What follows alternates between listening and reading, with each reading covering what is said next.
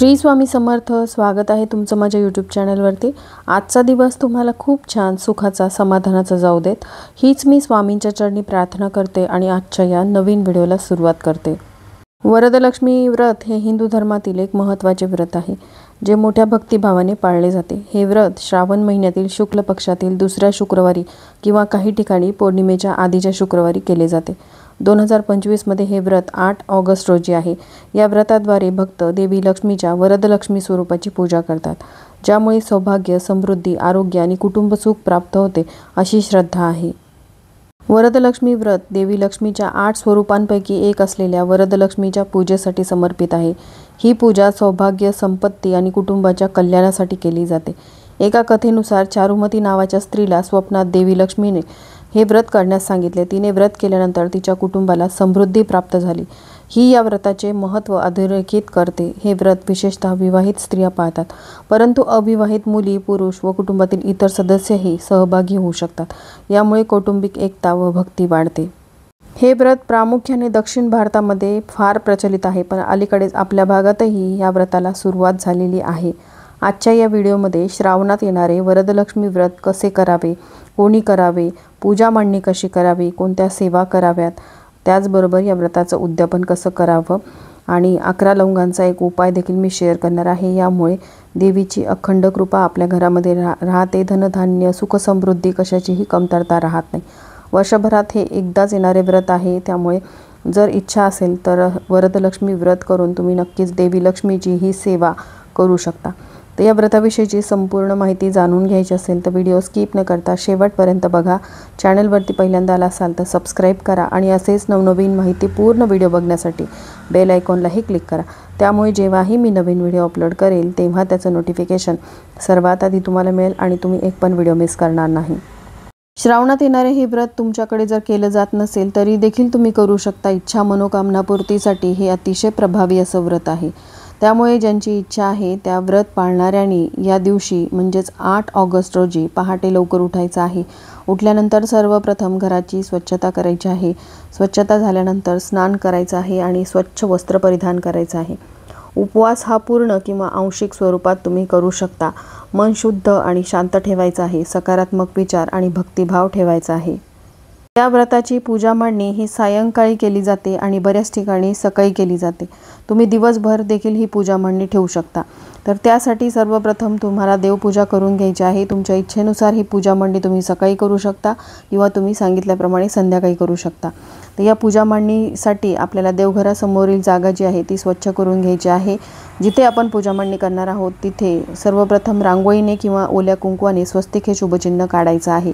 शुभचिन्ह काढल्यानंतर त्यावरती आपल्याला एक चौरंग ठेवायचा आहे। चौरंगावरती लाल रंगाचं वस्त्र अंथरायचं आहे।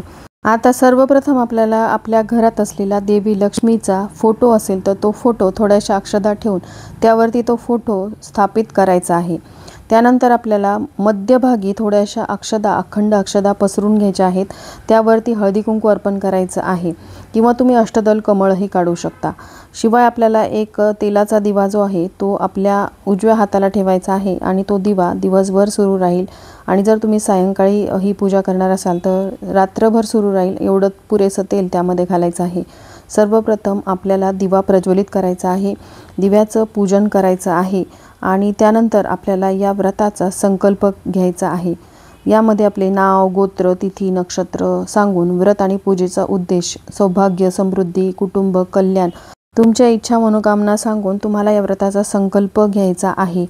आता संकल्प कसा घ्यावा तर आपल्या उजव्या हातामध्ये थोड्याशा अक्षदा घ्यायच्या आहे, त्यावरती हळदी कुंकू, एक फूल ठेवायचं आहे। पळीने 2 पळ्या पाणी टाकायचं आहे आणि सांगितल्याप्रमाणे तुमचं नाव, गोत्र वगैरे सगळं घेऊन तुम्हाला तो संकल्प ताम्हणामध्ये सोडायचा आहे। त्यानंतर आपल्या डाव्या हाताला 2 जोड विड्याची पानं ठेवायची, त्यावरती थोड्याशा अक्षदा ठेवायच्या आणि त्यावरती सुपारी स्वरूप गणपती किंवा तुमच्या देव्हाऱ्यात असलेल्या गणपती बाप्पांची मूर्ती घ्यायची आहे। सर्वप्रथम गणपतींची पूजा करावी, कारण कोणतेही शुभकार्य गणपतींच्या पूजनाने सुरू होते।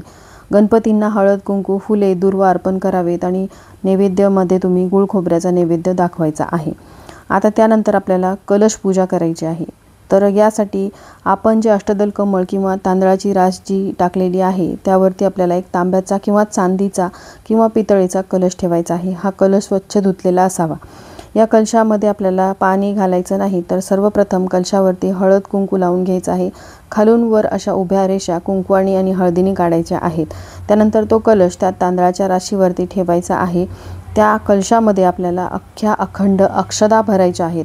एक मूठ अक्षदा घेतल्यानंतर ओम महालक्ष्मी नमः नमो नमः या मंत्राचा जप करत आपल्याला त्या अक्षदा ज्या आहेत त्या कलशामध्ये टाकायच्या आहेत आणि असा आपल्याला संपूर्ण कलश भरून घ्यायचा आहे।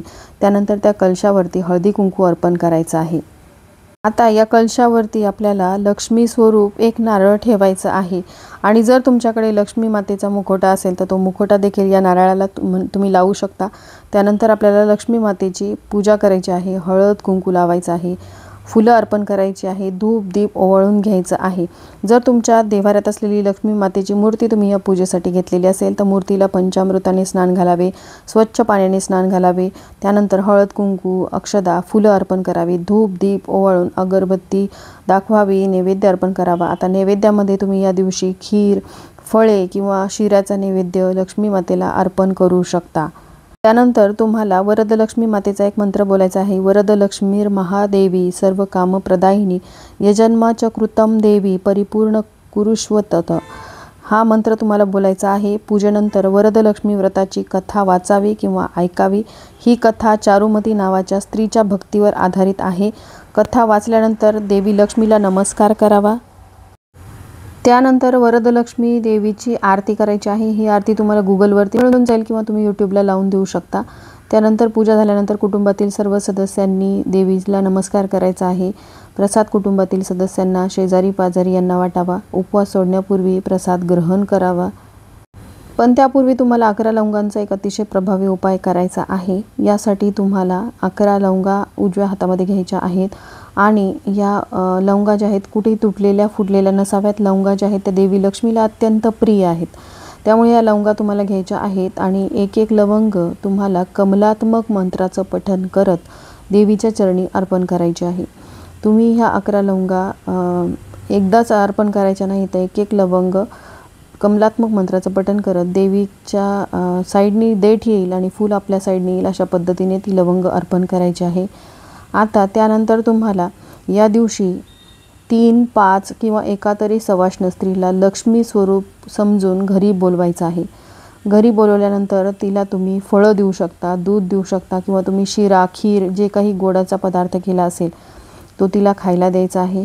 त्यानंतर तिच्या पायाचं पूजन करायचे, पाद्यपूजन लक्ष्मी स्वरूप समजून करायचं आहे। तिला हळदी कुंकू अर्पण करायचं आहे। सौभाग्याचे अलंकार तुम्ही देऊ शकता किंवा तुम्ही ओटी भरू शकता। यथाशक्ती तुमच्या परिस्थितीनुसार तुम्हाला त्या स्त्रीचा, त्या सौभाग्यवती स्त्रीचा मान सन्मान करायचा आहे।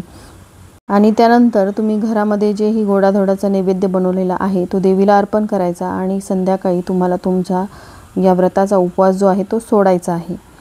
आता ह्या व्रताचं उद्यापन तुम्ही अशा पद्धतीने केलं। आता ह्या व्रतामध्ये जे जे साहित्य आपण वापरलेलं आहे त्या साहित्याचं काय करायचं, कारण हे व्रत एकाच दिवशीचं आहे, त्यामुळे दुसऱ्या दिवशी या साहित्याचं काय करावं। तर पहा, ही पूजा जी आहे ती आपल्याला दिवसभर आणि रात्रभर तशीच ठेवायची आहे।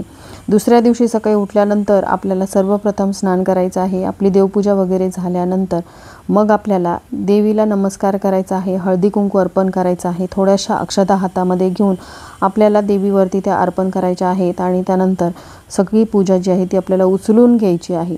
आता या पूजेमध्ये आपण जे तांदूळ वापरलेले आहेत ते तांदूळ आपण धान्याच्या डब्यात टाकू शकतो।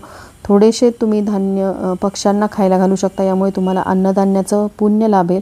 आणि उर्वरित जे साहित्य आहे ज्यामध्ये फुलं, हार वगैरे सगळं तुम्ही निर्माल्यामध्ये टाकून द्यायचं आहे। अगदी साधी सोपी पूजा आहे, पण वर्षातून आपण एकदाच ही पूजा करतो। जरी ही सेवा जी आहे ती साऊथ भागामध्ये प्रचलित असली तरी आपल्या भागातही या सेवेचं महत्त्व खूप वाढलेलं आहे।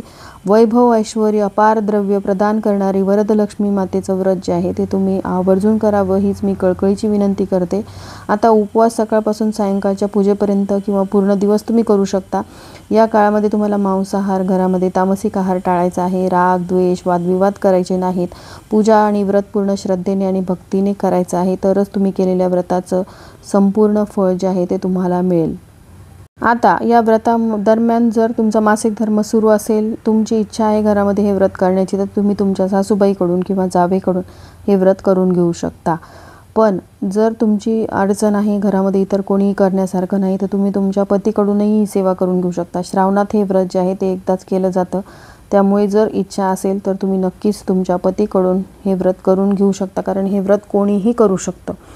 त्याचबरोबर जर घरामध्ये सुतक विटाळ असेल तर अशा वेळेस तुम्हाला हे व्रत जे आहे ते चुकूनही करायचं नाही, कारण आपण सुतकामध्ये किंवा विटाळ घरामध्ये असेल तर अशा वेळेस कोणतीही सेवा किंवा पूजा घरामध्ये करत नाही. या व्रतामुळे सौभाग्य, वैवाहिक सुखामध्ये वाढ होते, आर्थिक समृद्धी, स्थिरता, कुटुंबातील सदस्याचे आरोग्य, कल्याण आणि मनोकामना पूर्ण होते. स्थानिक परंपरेनुसार पूजेच्या पद्धतीत थोडा फरक असू शकतो, त्यामुळे आपण आपल्या पद्धतीनुसारच हे व्रत करायचं आहे. तुम्ही प्रथमच हे व्रत करत असाल तर अनुभवी व्यक्ती किंवा सौभाग्य, वैवाहिक सुखामध्ये या व्रतामुळे वाढ होते, आर्थिक समृद्धी आणि स्थिरता लाभते, कुटुंबातील सदस्यांचे आरोग्य आणि कल्याण, मनोकामना आपल्या पूर्ण होतात. स्थानिक परंपरेनुसार आपल्याला हे व्रत करायचं आहे. जर तुम्ही प्रथमच हे व्रत करत असाल तरी देखील तुम्ही हे व्रत करू शकता, कारण तुमच्याकडे पद्धत नसेल तरी देखील हे व्रत तुमची इच्छा असेल तर तुम्ही नक्की करू शकता. देवी लक्ष्मीचं कोणतंही व्रत करण्यासाठी कोणतीही अडीकाठी नसते. तुम्ही मनोभावे केलेली जी सेवा आहे ती देवीपर्यंत पोहोचते. तुमची इच्छा झाली, अर्थात देवींची तशी इच्छा आहे असं तुम्ही समजू शकता. वरदलक्ष्मी व्रत आणि पूजा ही देवी लक्ष्मीच्या कृपेने जीवनामध्ये समृद्धी आणि सुख आणणारी भक्तीची सुंदर अशी प्रक्रिया आहे. त्यामुळे प्रत्येकाला मी कळकळीची विनंती करते की ज्यांना काही अडचण नाही त्यांनी हे व्रत जे आहे ते आवर्जून करावं. श्रावणात एकदाच करता येणारं हे व्रत आहे, त्यामुळे तुमची जर काही अडचण नसेल तर तुम्ही नक्कीच हे व्रत करू शकता. व्रताविषयीची संपूर्ण माहिती मी शेअर केलेली आहे. आणि जे नारळ आपण या पूजेसाठी घेतलेलं होतं ते नारळ जे आहे ते तुम्ही पाण्यामध्ये विसर्जित करायचं आहे, कारण लक्ष्मी स्वरूप हे नारळ होतं, त्यामुळे त्याला फोडून खाण्याची चूक करायची नाही. झालेली सेवा मी महालक्ष्मीच्या चरणी अर्पण करते. श्री स्वामी समर्थ.